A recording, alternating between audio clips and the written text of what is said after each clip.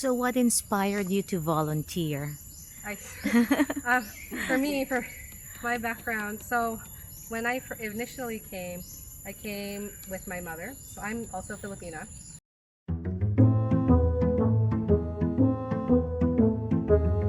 Butol, again. Welcome to Philippine Eagle. Thank you Thank for you. opening my vlog. Mabuhay. Mabuhay. Like and subscribe. So, hello everyone. Welcome to today. Thank you for coming. Yes, as Dara mentioned, my name is Luana. I'm one of the animal keepers and eagle trainers here at the Philippine Eagle Center. And today with me is Philippine Eagle Sinag. And so I'm going to do an animal keeper talk, and you're welcome to ask questions afterwards, and I'll be happy to answer any questions that you may have. So also, Dara kindly mentioned this, so I basically started off as an intern or volunteer at the Philippine Eagle Center back in 2017, and then I retained staying here when Sir Dennis hired me to be an animal keeper. And then that's the time I started with Philippine Eagle Sinag. So he was 1 year old at that time. He is currently 6 years old now. And so the purpose of our relationship, or the bond that we have, is that Sinag here is a human imprinted Philippine Eagle. So meaning that Sinag is bonded to me, or is imprinted to me, and he sees me as his partner or surrogate mate. And the purpose of that is for our captive breeding program. So one of the methods for our captive breeding programs here is called cooperative artificial insemination, or our CAI method. And so to utilize that method, we use human imprinted eagles. So for instance, like Philippine Eagle Sinag, who sees me as his partner. This is a male Philippine Eagle. So for males, keepers are able to collect the semen samples from our males and then use it to artificially inseminate another human imprinted Philippine Eagle that is a female. So it is called cooperative artificial insemination because the eagle cooperates willingly with the keeper to produce whatever samples are needed. So for Sinag, as male or any human imprinted male, with the collection of the semen samples, they willingly copulate on the glove, and then for the females, they willingly cooperate with the keeper to be inseminated. Yeah. Excuse me, is that why there's like this thing where the other thing is where you wear like a glove that looks like an eagle? That's for the non-imprinted one? Yes, so that is for chick rearing. Oh. So that's different. So if you saw the video of the chick rearing puppet kind of thing that's been out now, so that's me actually feeding the chick, or the eaglet. For Chick 29, who was the most recent hatched eaglet at the Philippine Eagle Center, our 29th Philippine Eaglet chick. However, she is a byproduct of our second method of breeding, or captive breeding, which is our natural pairing method. So for Chick 29, her parents are a natural pair. So for our natural pairs, for the natural pair of Philippine Eagles, it also takes quite a while for them. It also takes them quite a while to actually choose a partner. So for that method, we have a male and a female Philippine Eagle that will have one enclosure, but it's separated in the middle between with a partition barrier. The purpose of that barrier is to ensure that the male or the female eagle do not attack one another or cause injury or death to one another. So first they have to get to know each other to see if they are compatible, and then it's our jobs as the keepers to assess whether or not they have compatible behaviors. If they showcase compatible behaviors, the next breeding season we allow them to share one enclosure, and the courtship will progress to nest building behaviors and eventually having a egg. All eggs that are laid here at the Philippine Eagle Center are actually artificially incubated in the lab. So it gives the chick or the eaglet the best chance to hatch. So chick 29, yes, is a byproduct of our natural pairing okay. method. Sinag himself is also a byproduct of our natural pairing method. Sinag's journey will be part of the artificial breeding program. So some of the reasons why you may ask, do we have to keep the eagles in captivity or that are hatched here? One of the reasons is we need to establish a good breeding line. Thank you. Right? So if we are able, if we release all the Philippine eagles, then they may not be an established breeding line here that we can later produce more Philippine eagles out into the wild. So Sinag's journey, part of that breeding program, captive breeding through cooperative artificial insemination. Sinag's future offspring should be part of a future reintroduction program into the wild. So that's part of Sinag's journey, and mine as well with him. In terms of his behavior now, if you notice that he's calling or cawing, so these are just recognition vocals he issues towards me. So he always sometimes gets, he always gets like jealous or tries to catch my attention when we have these types of keeper talks, or when we go it around and I'm not always paying attention to him. So sometimes I will use it for his purpose if he shows good behavior, but also to kind of keep him quiet so that I can actually speak. So Sinag himself is very calm in his appearance. One way to tell if a Philippine eagle is being territorial or aggressive, of course, they're very beautiful, but when they have their crest standing up, if their crest feathers are erect. As you can see, Sinag's is not. He's calm, they are content. So when you see that, you're going to see that with some of the eagles going around here, or if you see it in photos and whatnot, the eagle itself is actually showing a territorial display. We also took a wing slap from one of the eagles in the enclosure. That's also another sign or display of territory. They'll wing slap to show that this is my territory or stay away, right? But Sinag himself is also our ambassador eagle for his species. So he's able to come out of his enclosure and be able to engage with our public to increase that awareness for Philippine eagle conservation. And because he's still, well, technically he's not that young now, but when we first started doing these types of public engagements, it was because Sinag was still very young, and that his purpose or his journey was to be part of the captive breeding program. And so to reinforce the bond that we have, it's good for him to come around with me wherever we go. We do flight exercises on a regular basis, weather permitting, and Sinag will respond to me by flying to my glove when I call him. And so all of those types of interactions I have with Sinag reinforces that bond that we can use later again for the captive breeding purpose of cooperative artificial insemination. Yes. So, I think, yeah. If you have also questions, I will be willing to elaborate. In terms of our diet here at the center, our Philippine eagles do have a varied diet. Sinag's favorite is actually white rat meat. So he does have... So it's not monkey? Not monkey, we don't feed them here at the center. So Sinag, although he loves to watch our monkeys, we usually sit at the monkey observation platform just there. He likes to see them, but he doesn't know that that's food, right? He doesn't know that's food. Is it because he's not used to it? You did not train him to eat monkey, or? Oh yeah, because he's a part of our captive population, to become one of our breeders. So for our captive eagles, we have our own prey items that we propagate naturally here at the center. Not the monkeys themselves, they are part of our exhibit animals, and it's unethical to feed exhibit animals to our other exhibit animals.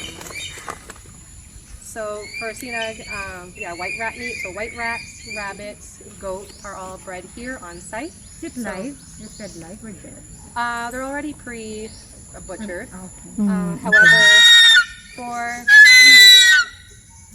for our pre-release birds, or those birds that are to be reintroduced back into the wild, or eagles that have to be rehabilitated, that come in as rehabilitated eagles, we provide live prey items. Also for some of our raptors, they do receive, as they're like enrichment in a sense, live prey. Again, it's not for public viewing because, Okay. again, unethical reasons. Yeah. However, but yes, they do need to know what to eat in the wild. So, for instance, as you mentioned, for the monkeys, oh, how come he doesn't eat monkeys?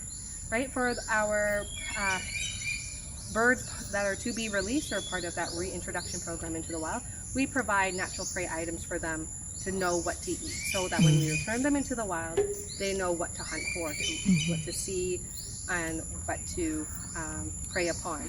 Otherwise, they wouldn't know. Like, there's always the story of before some captive birds in other facilities that they're fed chicken meat. We don't feed that here because of avian flu virus may be prevalent. But some birds are fed chicken meat. But then they'll see a chicken walking around that eagle. That eagle doesn't know that that live chicken is what it's eating, right? So one of the reasons for eaglets to remain in their nests for a long time or to have a delayed fledgling stage is so that they can also identify what food they will need to hunt when they become adults. So when the parent eagle brings food into the nest,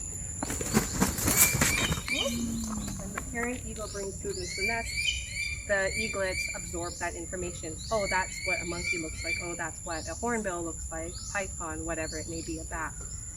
So yeah, Sinag himself, captive bred, doesn't eat those natural prey items because his purpose is here. But yes. Does China eat fish? Fish, so good question. So no, Philippine eagles do not actually eat fish. Why? Because they are mountain birds. They're found in high elevations, far away from the ocean or the sea. Okay. So Philippine eagles don't actually go down to the water or to the sea level. They stay in those forested areas at higher elevations. Another reason why we also remove the egg from the nests of our Philippine eagles, because if you also notice that when you come from Davao City, it's very hot, right? Right. The temperature is hot. When you come here, it's slightly cooler, but we're still not high enough in elevation for it to be the same environment as the Philippine eagle would be in their natural habitat. So the eggs themselves, if a chick were to be raised by their parents, they were to be raised by throwing a tantrum. That's one of the reasons. But if they were to be raised by the parents here in Malagos, the temperature is still too warm for the eaglets to thrive. So again, when they're artificially incubated and chick reared, they have an air-conditioned room because their down feathers are extremely thick, and that's because in the natural environment in their mountain forest, though that thick down feathers are what is used to keep the eaglet warm. Here, they would overheat. So also one of the reasons why. Again, also for cross-contamination purposes, that's one of the reasons why we don't have him raised by the parents. However, we also are able to do double clutching. So if you know some of the facts about our Philippine eagles, they only lay one egg every 2 years in the wild. In captivity, they can lay one egg every breeding season because they do not have a chick to raise if they are successful in producing viable eggs. So we can remove that egg, and sometimes they will double clutch. So meaning that they will lay another egg that same breeding season. So Excuse me, when are the breeding season? yeah, good question. For breeding seasons here, and also roughly in the wild, it also depends on like the typhoon seasons. But here it's typically from July until February, or February is a little bit later. But our breeding season begins, early breeding season or pre-breeding season, it begins in May, where we as the keepers, because now we are the surrogate partners for the eagles, we also have to mimic certain courtship displays. So for the human imprinted ones, we collect the leaves, we place it in the nest, the eagles will see that we're making a nest kind of thing.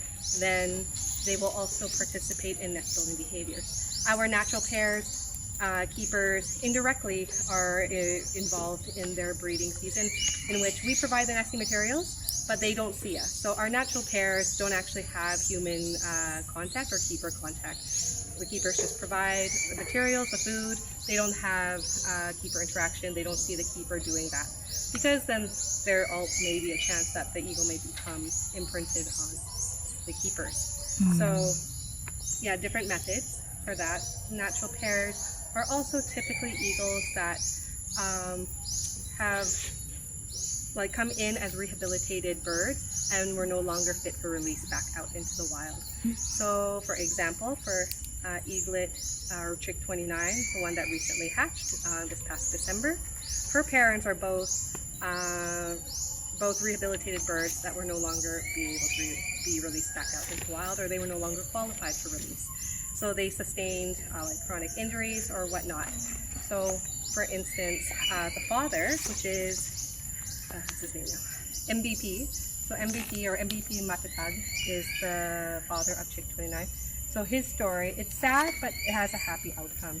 So at first he came in as rehabilitated bird due to a gunshot wound that he sustained in the wild. He was rehabilitated here at the center, and then when he was released, and then several months later, after his release, he was shot again. Oh. So the second shot, the injury is too severe for him to be able to survive in the wild on his own. So even though MVP Matatag is not able to be released back out, he is still able to contribute to the next generation of Philippine eagles via chick 29 now. And so eaglet 29 will now be a part of a reintroduction program into the wild. Those will take reintroduction programs do take quite a while to have established to secure safe and sustainable territory in the wild, to ensure that the wild has food resources for the Philippine eagle to survive and continue on, and also to ensure that there's actual mates for that eagle in that habitat. Of course, as you well know, the Philippine eagle is critically endangered, and so meaning that there's less than 1,000 individuals in the wild. In the whole world, there's less than 1,000 individuals. How many in the Philippines? 1,000. Oh, so Less than everything in the Philippines. Every Philippine eagle naturally in the wild is down here in the Philippines. They are endemic. How high in elevation are most Philippine eagles found? If you think of, I don't know the exact number, so if you think of Mount Apple, whatever that Yeah. is for Mount Apple, that one 3,000 meters? Is that? for Mount Apple, right? So they can be found in that elevation because Mount Apple is also a natural habitat for Right. Philippine eagles. Yeah, so higher elevation is where these ones are found. Typically, they do not go towards where humans reside or local communities. However, we do have local communities that do share the home of Philippine eagles.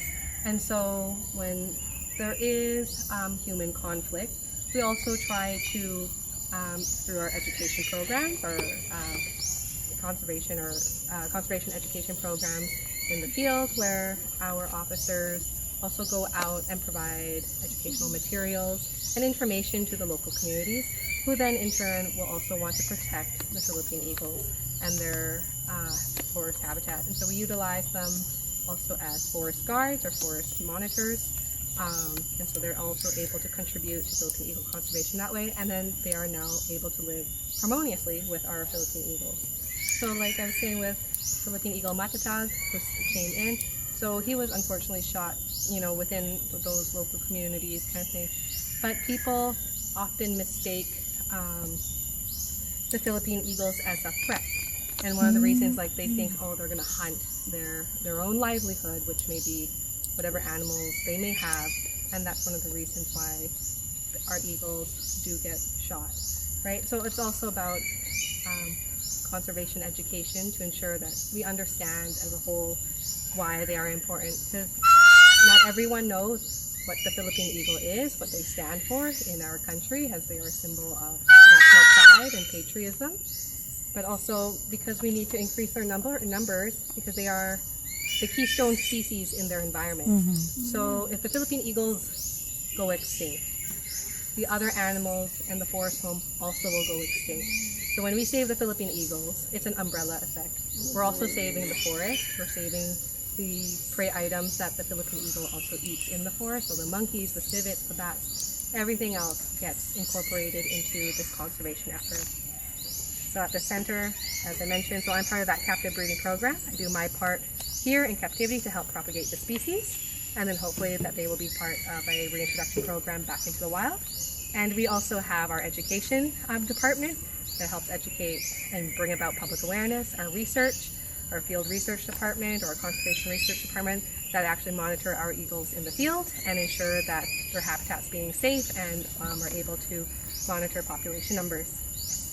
Yes, how many eagles are here in the being held in captivity? Yeah, captivity, yes. Good question. So at this current moment, we have 34 Philippine eagles. Now, not all of those Philippine eagles that are here in captivity will remain here. So we have some that, like Sinag, human imprinted. Some are part of our natural pairing method. So those are our captive breeders or our breeder candidates for our programs. However, the other eagles are going to be for release that have come in as we just had a recent turnover. Also, we also had a recent turnover of a Philippine eagle from Lanao, that came in recently. So that's like a rehabilitated bird that comes in. So if they can be rehabilitated, again, they go back out into the wild when we can secure their habitat. So what inspired you to volunteer? For me, for my background, so when I initially came, I came with my mother. So I'm also Filipina. I got that's why I'm still here. I have my dual citizenship. And so when I came to visit family for the first time in the Philippines, and then I also did this internship. I loved it so much, fell in love with the Philippine Eagles, and then continued to stay. I have my educational background stems in primatology, so I'm actually a primatologist. I study non-human primates, so such as monkeys or apes and humans. But that's my educational background is in science or scientists for monkeys. So it's funny enough that the scientist for monkey or primatologist is now the one taking care of the monkey-eating eagle. Yeah. Are there any actual prerequisites for being a volunteer? Seems very interesting. Yeah. Yes, no, we always welcome volunteers. It doesn't matter what backgrounds you have per se. Typically, they will go through the qualifications and apply online, and then they'll put you in like where you feel like your interests fit. So some people are in like conservation education. My placement was in conservation breeding or the captive breeding department because of my background working with animals. And so that it stems from there. So it depends if you have animal science background, if you have communications background, anything. As long as you have that passion or the feeling like you want to contribute, then by all means, please volunteer, apply, or tell your friends. Welcome to. How do you guys monitor all of the eagles, or how do you identify individual eagles from one another? So for the ones that we have in the wild for monitoring or for that have been released, if you notice, for instance, Sinag is wearing a leg band right here. So any eagle that we receive or retrieve into the wild, we will be after they get fitted with a leg band or an identification, and therefore that goes into our system. So now that eagle is going to count towards the total population of Philippine eagles that we can monitor, as well as they are fitted for, he doesn't have it, but our wild eagles will be fitted for a GPS onto their backs. It kind of like sits here and goes across their wings. And then that's how we can monitor the eagles' whereabouts in the wild, what territory they are flying into, if they found a mate or whatnot. And so that's one of the ways we can monitor them in the wild. So good question. Yeah. Do we know if there are naturally breeding eagles in the wild now? Oh yes, we have. There are? Oh yeah, we have, I don't know how many pairs, more towards our research. Do you know by chance? We have a lot, but as of now, we are monitoring around 10 or more nesting sites. So monitoring the Okay. nesting 10 sites. So 10 nesting pairs. That's That means 10 pairs. approximately, maybe. Okay. I wouldn't know for certain. But when you say nesting site, so that means there was an eagle sighting in there or a pair of Philippine eagles. Whether or Okay. not they're actually producing is We don't know. we don't know as of at this moment unless they're tracking Yeah. the whereabouts of those two eagles.